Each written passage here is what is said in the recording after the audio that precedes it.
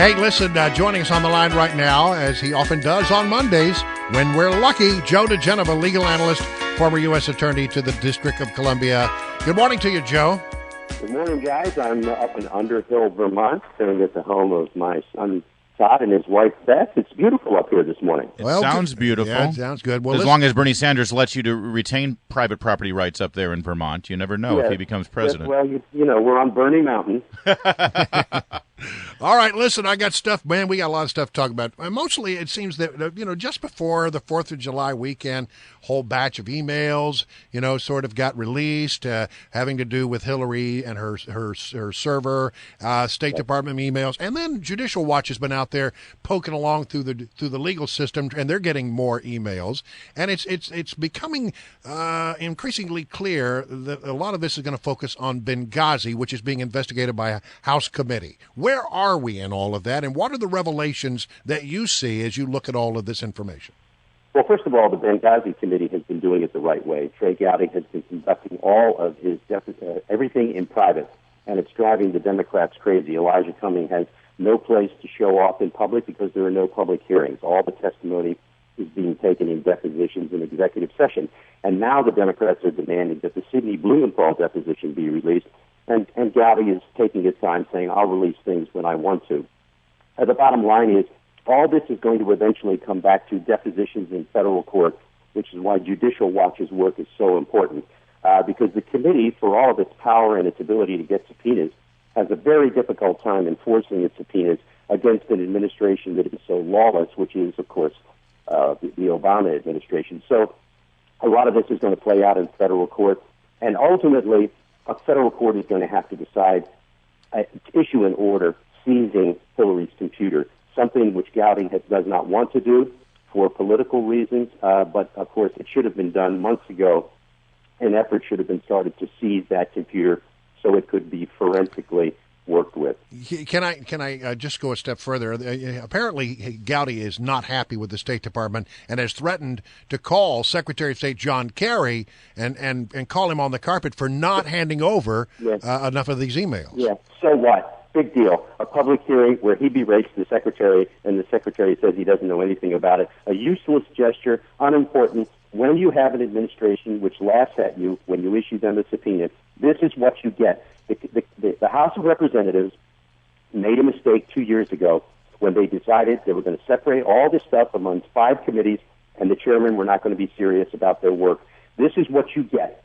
And now it's up to Judicial Watch. Maybe Gowdy will get something, but it's a time-consuming process. I wish him well. But believe me, I'm looking to the federal courts to get at the truth. Yeah. Joe, you said that the committee is doing the right thing by conducting these interviews in private. So far, their last interview was with Sidney Blumenthal. Your favorite congressman from Maryland, Elijah Cummings, is trying to put pressure on Chairman Trey Gowdy to release the transcript of that hearing, that private hearing. What's wrong with releasing the transcript so that we can all see exactly what Sidney Blumenthal said? Because if you release the transcript, everyone knows what he said, and future witnesses can shape their testimony. It's very simple. Gowdy is conducting basically a criminal investigation. He's trying to keep as much information from other witnesses as possible, which is why he's not doing it in public. It's an excellent idea. And besides that, it takes away from the Democrats the right to sit there in a hearing and do what Democrats do best, which is scream and yell and throw baseless accusations. So the reason you don't release it is it's not time for it. All right, that's great, and I wish the Republicans on the committee would call Elijah Cummings out on that, because it's so transparent what he's trying to do there. Let's make sure everybody knows. I have no idea why people have sued for peace, why the Republicans have sued for peace with the thugs who run the Democratic Party. Meanwhile, while we're talking about Sidney Blumenthal, there's more to talk about here, Joe, but I do want to touch on these emails. It was revealed in these emails that Sidney Blumenthal's involvement with Secretary of State Hillary Clinton was much more extensive than anyone understood to be, separating it from Benghazi just in terms of his advisement, his role. He was getting paid $10,000 by the Clinton Foundation, and it looks as though it appears, $10,000 a month. It appears as though, against the Obama administration's wishes, who explicitly said, no, we don't want Sidney Blumenthal working for the State Department, that Hillary Clinton sort of created what appears to be a shadow State Department. Exactly. With advisors who were giving her information privately, and then they were getting paid, Sidney Blumenthal in this case, through the foundation. Is there anything illegal about that? Probably not illegal, but what you have here is another example of it's great to be a Democrat. Separate rules. You can do anything you want. You can break the law. Hillary Clinton and Sidney Blumenthal, whatever you may think of that relationship, she certainly has the right to talk to people. Unfortunately, the president had ordered her not to hire Sidney Blumenthal. So what does she do? She has her foundation hire Sidney. And then Sidney works for her, in essence, by sending her information from his own intelligence network, sends her documents. She communicates with him. And apparently, some of the emails between her and Sidney are, in fact, now classified and are being kept from the committee and will be released to them in due course. This is Hillary's rules. And by the way, I heard you talking about the press complaining about being cordoned off with little yellow things. This is what the press gets. This is what they wanted. They've got their president for the last 7 years. They love him. They don't do anything bad about him. They're waiting for their next lovely person, Hillary, so another person they love. The press complaining about Hillary's rules is like the devil complaining about fire. I mean, it's just stupid. Let me ask you, we were having a conversation a little earlier about something going on in Virginia where they have changed the laws regarding bicyclists. And now, if you get too close to a bicyclist, you're driving a car, you can be ticketed. Beyond that, this what seems to be a conflict that is developing and becoming more of a problem between bicyclists and people who drive vehicles. Yes. Well, first of all, my wife, Victoria Tunting, and I are cyclists. We've cycled in Europe. We've cycled in the United States, the whole bit. Here's the difference. In the United States, we have a different philosophy of cycling.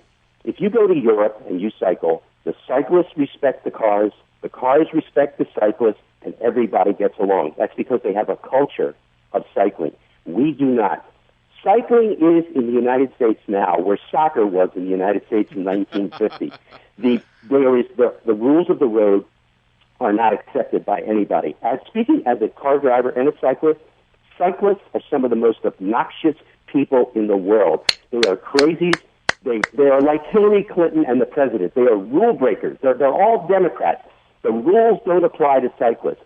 What's going to happen is there's going to be like a cyclist holocaust in the United States.